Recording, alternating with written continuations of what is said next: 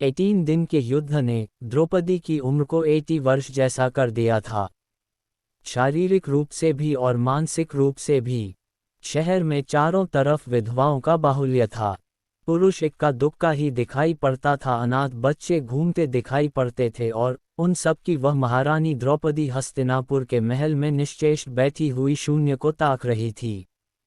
तभी श्री कृष्ण कक्ष में दाखिल होते हैं। द्रौपदी कृष्ण को देखते ही दौड़कर उनसे लिपट जाती है। कृष्ण उसके सर को सहलाते रहते हैं और रोने देते हैं।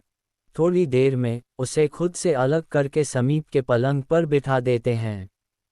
द्रौपदी, ये क्या हो गया सखा? ऐसा तो मैंने नहीं सोचा था। कृष्ण, नियति बहुत क्रूर होती है पांचाली। वह हमारे सोचने के अनुरूप नहीं चलती, हमारे कर्मों को परिणामों में बदल देती है। तुम प्रतिशोध लेना चाहती थी और तुम सफल हुई द्रौपदी।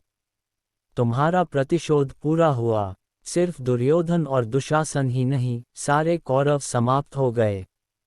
तुम्हें तो प्रसन्न होना चाहिए। द्रौपदी, सखा, तुम मेरे घावों को सहलाने आए हो या उन पर नमक छिड़कने के लिए? कृष्ण, नहीं द्रौपदी, मैं तो तुम्हें वास्तविकता से अवगत कराने के लिए आया हूँ। हमारे कर्मों के परिणाम को हम दूर तक नहीं देख पाते हैं और जब वे समक्ष होते हैं तो हमारे हाथ में कुछ नहीं रहता। द्रौपदी, तो क्या इस युद्ध के लिए पूर्ण रूप से मैं ही उत्तरदायी हूँ? कृष्ण, कृष्ण, नहीं द्रौपदी, तुम स्वयं को इतना महत्वपूर्ण मत समझो।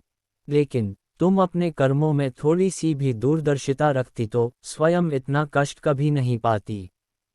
द्रौपदी, मैं क्या कर सकती थी? कृष्ण, कृष्ण, राइट फिंगर, जब तुम्हारा स्वयंवर हुआ तब तुम कर्ण को अपमानित नहीं करती और उसे प्रतियोगिता में भाग लेने का एक अवसर देती तो शायद परिणाम कुछ और होते।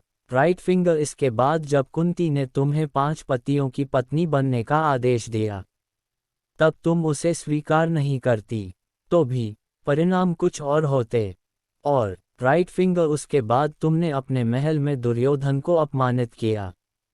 वह नहीं करती तो तुम्हारा चीरहरण नहीं होता, तब भी शायद परिस्थितियां कुछ और होती।